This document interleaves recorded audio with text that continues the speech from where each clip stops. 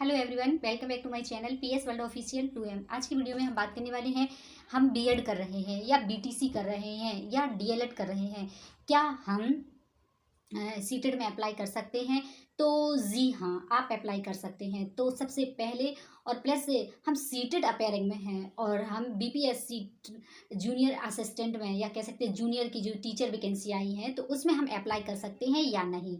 तो चलिए इन सभी आपके जो जो एक तरह से कह सकते हैं बिगिनर हैं और उनके मन में बहुत सारे डाउट हैं, तो सीधी सी बात है वो डाउट हम इस वीडियो में क्लियर करेंगे। और चलिए तो वीडियो पर बने रहिए और वीडियो को थोड़ा शेयर कर दीजिए। जो स्टूडेंट नए हैं और बीएड उनका रनिंग में है और तो सीटेट फॉर्म अप्लाई करना चाहते हैं या फिर इन्फॉर्मेशन निकल कर सामने आ रही है तो उसे हम देख लेते हैं। तो सबसे पहली बात आती है, हमारा है बीएड और हमारा बीएड और बीटीसी हम कर रहे हैं और हमें सीटेट अप्लाई करना है या हम डीएलएड कर रहे हैं तो हम सीटेट अप्लाई करना चाहते हैं, तो क्या कर सकते हैं या नहीं?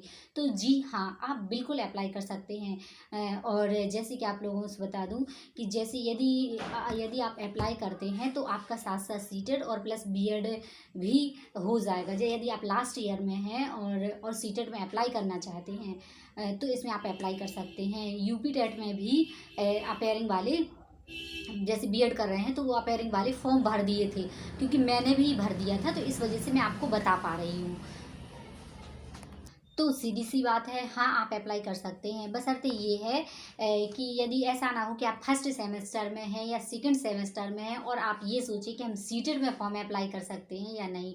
तो जी नहीं, आप अप्लाई नहीं कर सकते हैं। जो बिगनर स्टूडेंट हैं और प्लस जिनका बीएड रनिंग में चल रहा है तो उनके मन में भी बहुत सारे डाउट होते हैं और जिन पर ये कॉन्सेप्ट सबका क्लियर नहीं हो पाता है, तो मेरा ये प्रयास है कि आपका ये कॉन्सेप्ट क्लियर हो। अब नेक्स्ट बात आती है, क्या हम सीटेट अपेयरिंग में हैं और हम सीटेट अपेयरिंग में हैं और हम बीपीएससी जूनियर असिस्टेंट अप्लाई करना चाहते हैं और कर सकते हैं या नहीं। अब अपेयरिंग का मतलब ये भी है कि जिनकी मार्कशीट नहीं आई है, पहला अपेयरिंग। दूसरा अपेयरिंग ये है कि जिन्होंने सीटेट का जो अभी फॉर्म अप्लाई करना है और साथ साथ वो चाहते हैं कि हम बीपीएससी में भी अप्लाई कर लें। तो अब ये डाउट भी रह जाता है, तो ये डाउट भी हम क्लियर करेंगे। तो सबसे पहली बात आती है कि हमारा सीटेट का एग्ज़ाम हो चुका है और हमारी मार्कशीट ओरिजिनल नहीं आई है, तो हम अप्लाई कर सकते हैं या नहीं? तो जी हाँ, आप अप्लाई कर सकते हैं। और यदि आपका सीटेट का एग्ज़ाम हो चुका है और प्लस आप क्वालिफाई हैं तो आप इसमें बीपीएससी जूनियर में आप अप्लाई कर सकते हैं। लेकिन यदि आपका है और सीटेट आप साथ में अप्लाई करना चाहते हैं और साथ में चाहते हैं कि हम जूनियर में जो प्राइमरी वाली जूनियर वाली वैकेंसी हैं उसमें हम अप्लाई कर पाएंगे या नहीं? तो जी नहीं। हाँ, पिछली बार अपेयरिंग वाले ले लिए गए थे और आयु पहले उन्होंने बोला था कि अभी हम नहीं लेंगे अपेयरिंग वाले, लेकिन फिर बाद में उन्होंने ले लिए थे, यानी कि एलिजिबल कर लिए गए थे। जो अपेयरिंग वाले थे तो एलिजिबल थे और हो सकता है इस बार भी कोई इन्फॉर्मेशन निकल कर सामने आ जाए और अभी अंतिम बैठक दिवाली के बाद होने वाली है, तो हो सकता है कि ऐसा कोई एक बीच की टेक्निक निकल कर सामने आ जाए कि अपेयरिंग वाले ले लिए जाएं।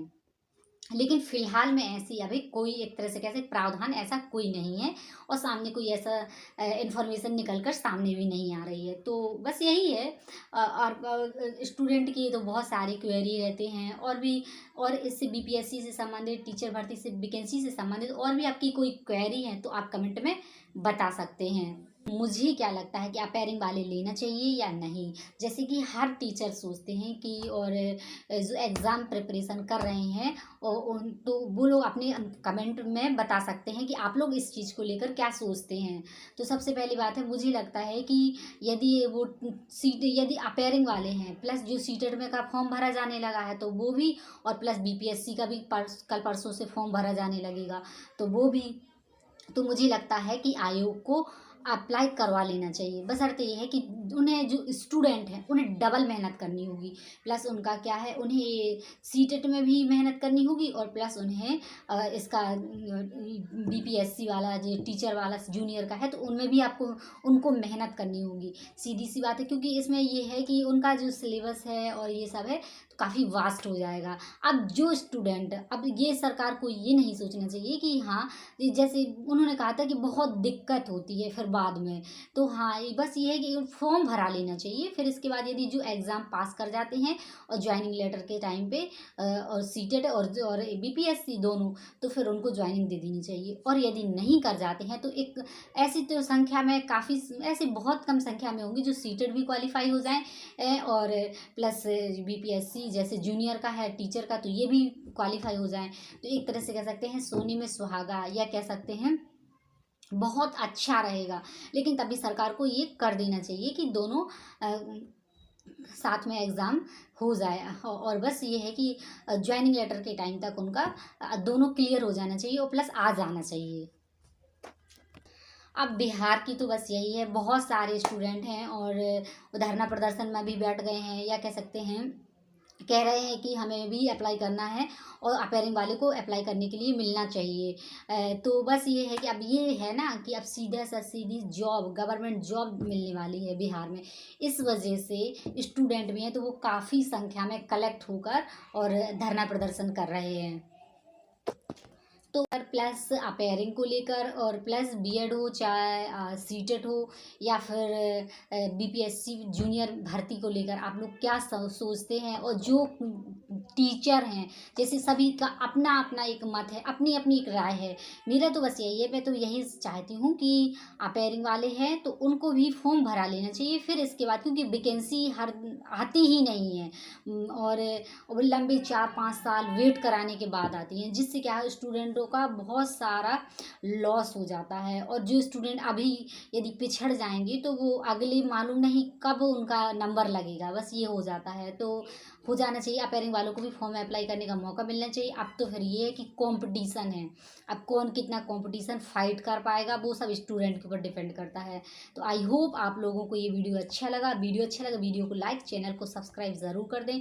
और जो भी आपको जो बीपीएससी टीचर भर्ती से रिलेटेड कोई क्वेरी हो, क्वेश्चन हो और तो आप लोग पूछ सकते हैं। यदि आप अदर स्टेट के हैं तो भी आप पूछ सकते हैं, मैं आपके डाउट क्लियर ज़रूर करूँगी।